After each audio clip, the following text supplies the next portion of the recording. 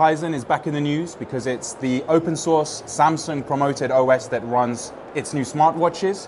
But here we're looking at Tizen 2.2 running on a smartphone.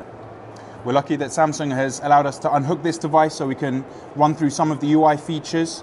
First thing you'll notice is these boxes. They're like live tiles, but they're called dynamic boxes. And they're dynamic because of what they show, but also because of how you can treat them. So for example, on images, I can do a quick swipe down and I get some more details. And all the different dynamic boxes have different information to show when you swipe down. Also, they're dynamic because you can resize them. If I press and hold, I can remove the box by hitting the minus, but I can also resize to any size I like. Well, I think there's 3 different sizes there that I can pick.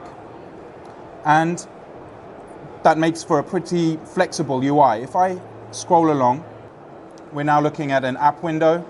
Many of these are actually web apps, including this game here, G-Surfer.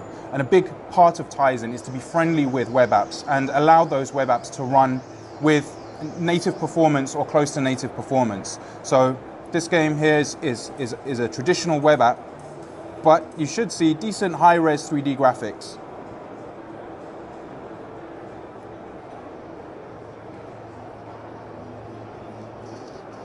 Here we go. So this is not enabled for motion control yet, but that's not the point. The point is to show that a web app can run smoothly if you have someone who knows how to drive behind the wheel. So we've seen dynamic boxes, web apps, a few more basics about the UI. The key thing is just how familiar it is. It's like a mixture of Bada OS, Samsung's original OS, with some Android and TouchWiz feel to it too, with notifications, quick access to settings, an app drawer, a home button, and different home screens.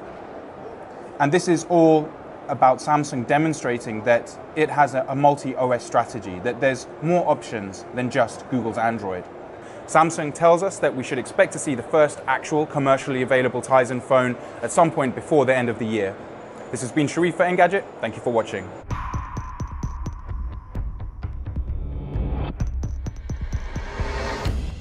In a car, when does a user interface make you feel?